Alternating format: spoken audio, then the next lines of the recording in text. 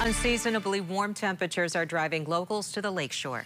News 8's Duncan McLean caught up with some folks taking advantage of the weather out in Grand Haven. Wind, waves, and warmth bringing surfers of all kinds out to the North Shore of Grand Haven today. The conditions are welcomed by all, but we were told here on the pier that it's a much better day to hang from a kite than hang 10. No point break in Grand Haven Wednesday for surfers enjoying a warm, late October day.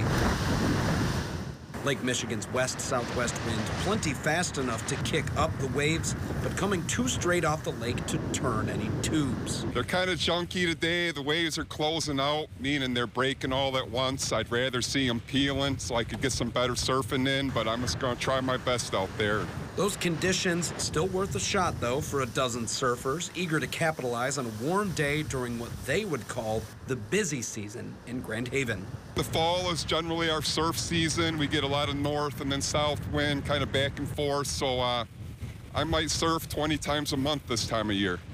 Meanwhile, either by foil or board, kite surfers dream of this kind of multiple-day forecast.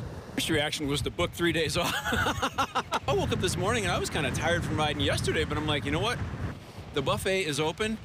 You got to ride. When all you need is wind speed, you stand ready at a moment's notice, particularly on 60-degree days. Now, like I said, we have to wait for Mother Nature when she hands us the conditions, and we thankfully accept we have to go. Our gear is in our car all the time. If you leave your stuff at home, guaranteed you're going to have to go home first. You're going to get stuck doing something, the wind's going to die, and all your buddies are going to text you later to let you know what you missed.